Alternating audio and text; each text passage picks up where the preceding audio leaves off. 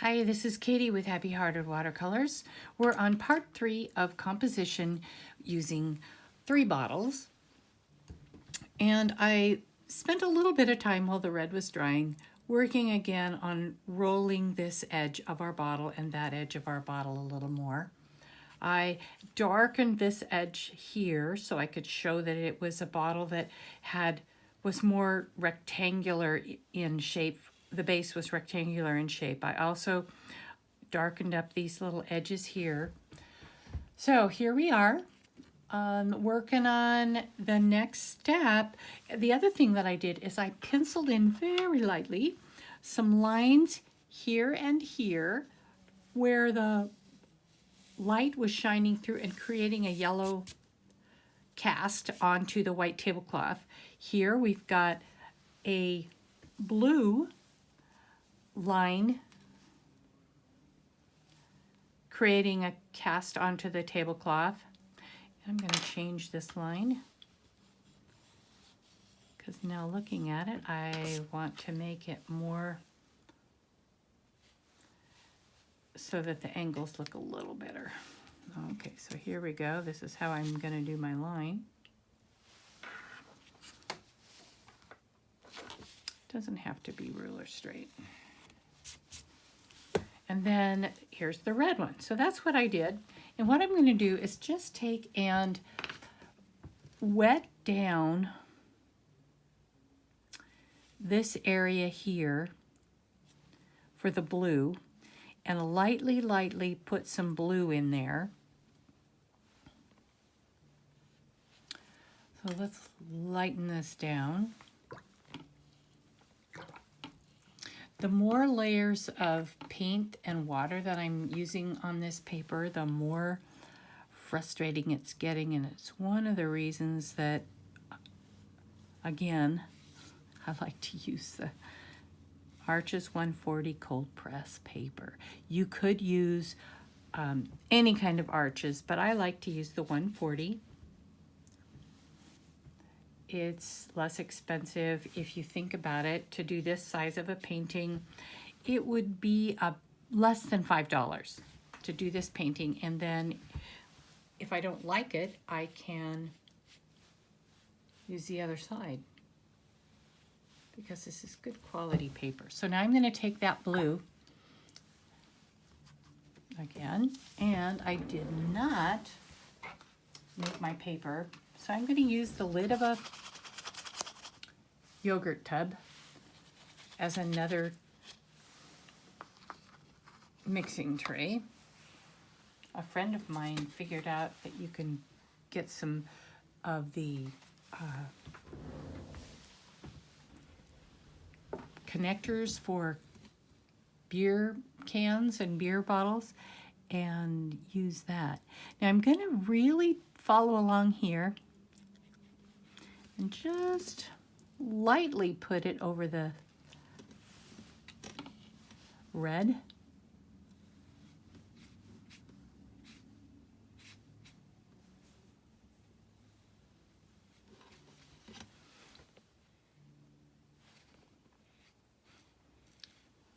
Lightly over the yellow.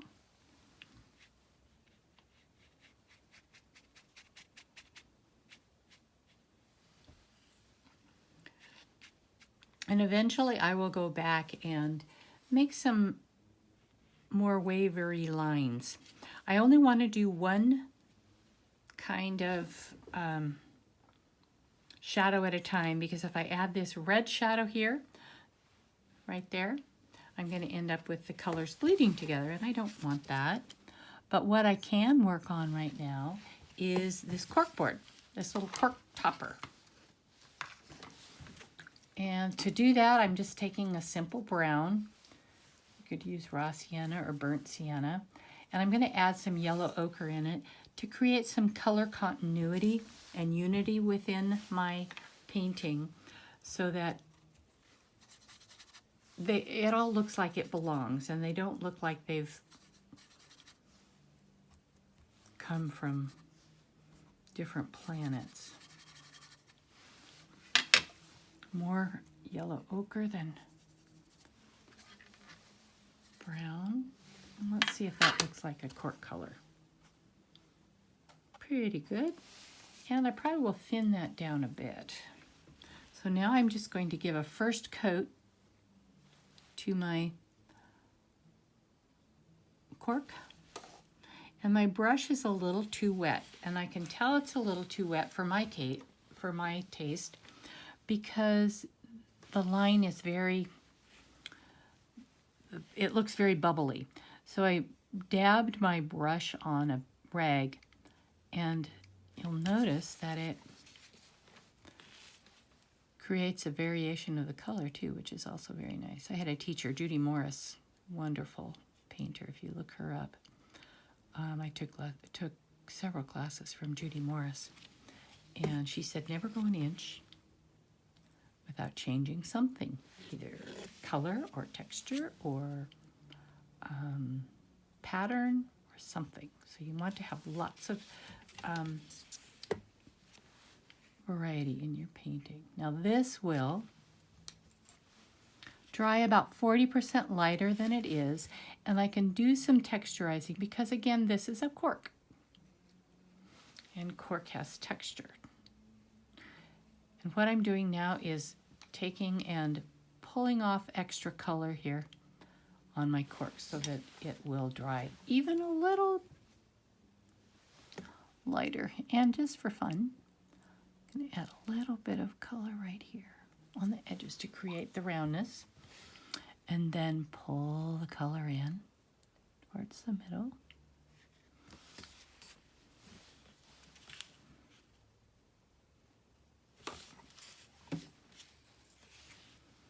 Okay, there we go. Maybe, I wonder what would happen if I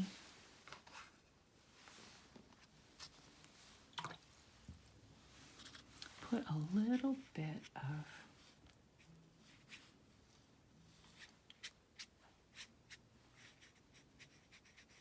color in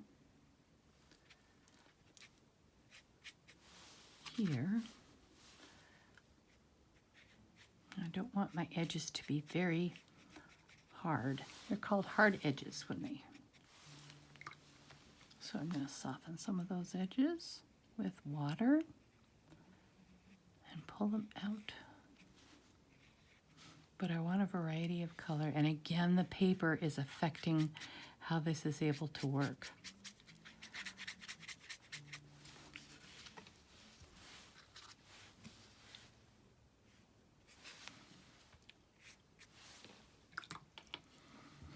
I'm noticing this paint in this lid was probably ultramarine blue and not cobalt, so I'm getting a little different color here.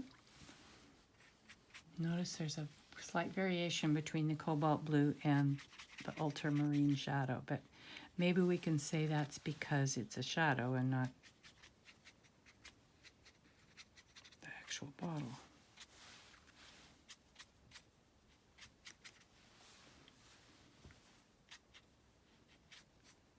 I'm almost dry brushing here. It's a little bit wavery, which is great. Okay, now the next step. In my painting, I want to pretend like this is a white tablecloth and this is a dark room. And what I'm doing is I'm checking to see that everything's dry here, because what I want to do now is take and make this top part a dark, dark room. And what I'm going to use to make that dark room is a dark purple. It's almost going to look black. And here's my lid, my yogurt top that I put black in before, and that way I don't lose. I love saving paint because you can just put water on it and it works great. Okay, so I'm going to get this wet and go into my black pan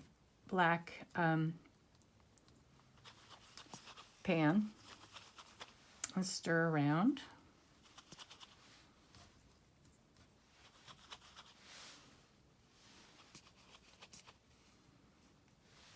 Then I'm also going to go into my purple pan and stir around. You can't see me stirring, but I am. And I'm coming up with, right now I'm coming up with this right here, and it's not quite purple enough for my taste. Still more purple. Okay, let me just set this down because I'm going to end up dumping it on my painting.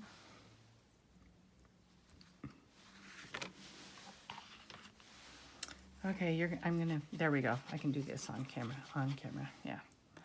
Okay, more black. I want this to be fairly dark, so I'm gonna have to have it fairly, a lot of pigment for the amount of water, and I need it to go all the way around here.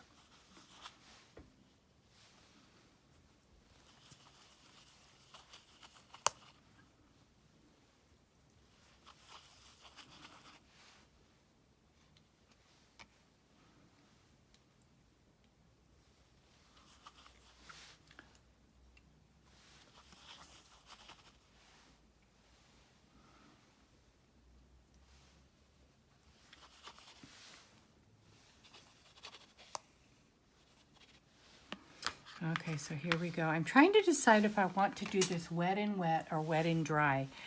And if I wanted it to be very, very, very, very dark, I would go wet on dry. This would be dry, and my paint would be called wet. So I'm going to go wet on dry. The risk I take with that is I risk, especially with this paper, I risk getting hard lines. So I'm going to have to do it wet on dry, or wet on wet, because with this paper, I just don't know how it's going to respond. And you notice that it's got a little bit of pigment in there.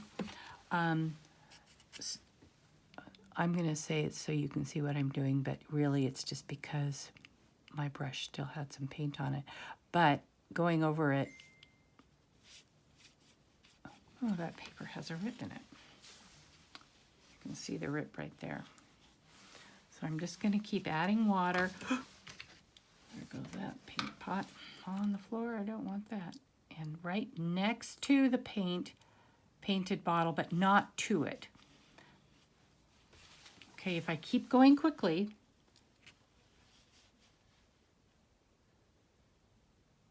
then I'm not going to create a hard edge.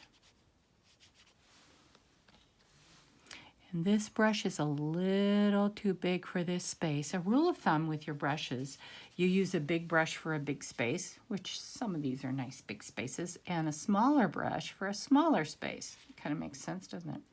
Big brush for a big space and a smaller brush for a smaller space.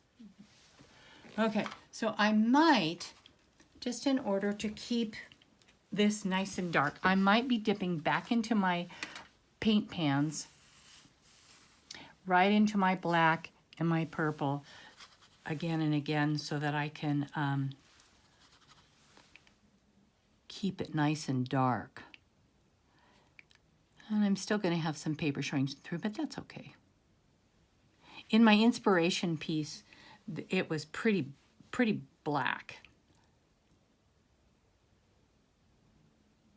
And here I am using a big brush for a small paint space. The other thing that you could do with this that might be fun would be, once you get your paint on there, is to drop in additional colors and then rock and roll until it's all the paint has stopped moving. Okay, now we're going to set this brush down, grab a synthetic brush, make sure it's clean, and tidy up these edges.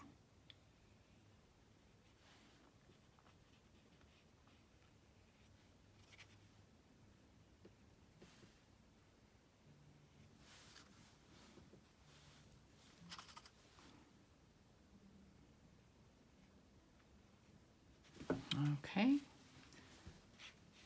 Now what I really want, and I don't know if I'll get it, is I really want this to be smooth. I want it to look all smooth. And so far I don't have smooth.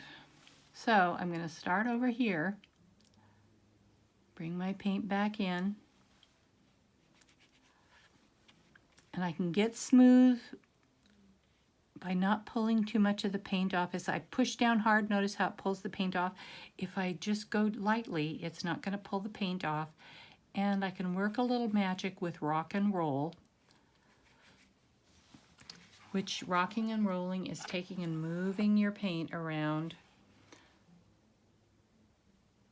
And again, the risk that we're taking here is I'm going to end up with the paint, the water, the wet that I already started with over here, drying more than I want.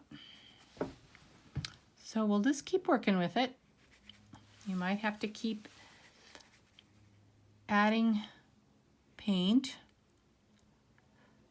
and close to the edge. Now I can go close to the edge of where I wanted it to go. And it'll be dry so that you really have control of that. I'm going to switch over to another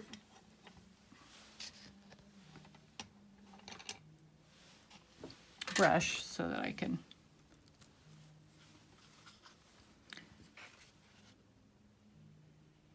get a small space with a small brush.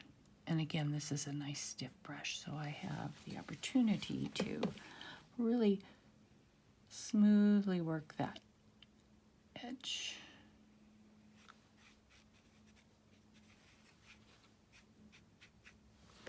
And don't let this dry because you'll get a hard edge.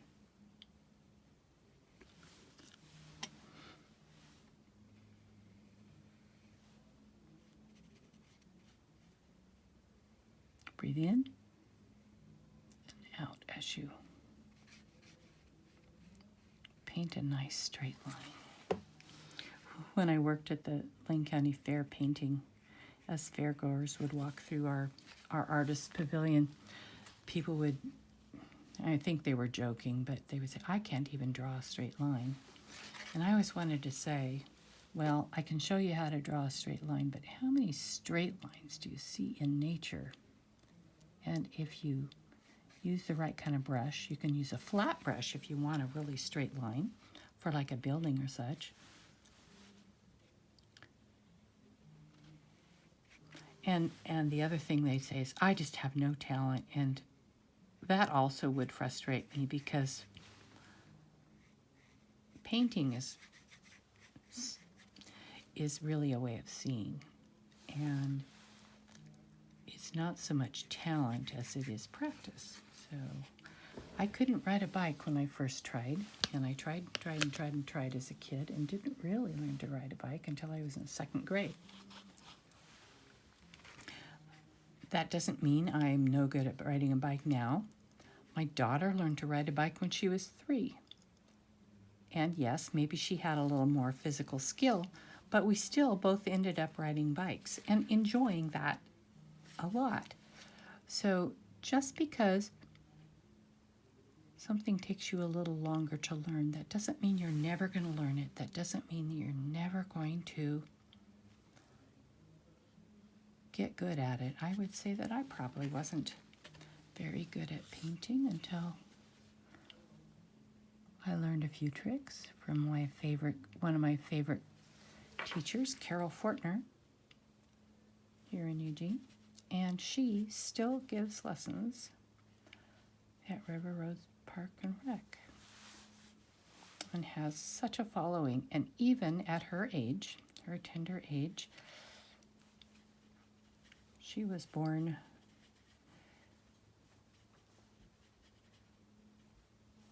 before World War II.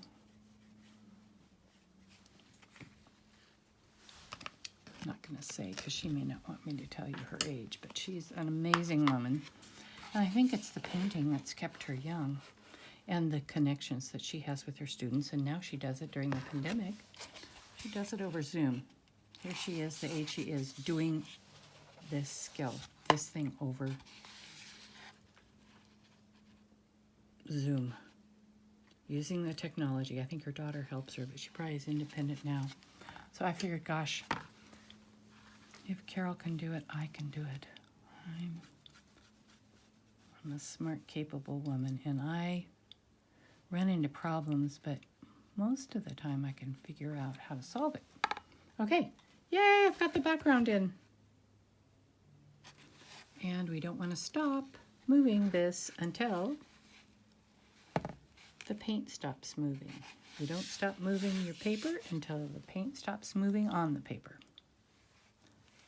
Sometimes if your paint is, you're kind of done moving it around and it's still moving around and it's dark enough, remembering that it's going to dry about 40% lighter than it is on the paper, you can take and tip all the water into a tissue or a ugly old rag that you've dipped it into. Okay, here we are, next steps, and I'm going to stop.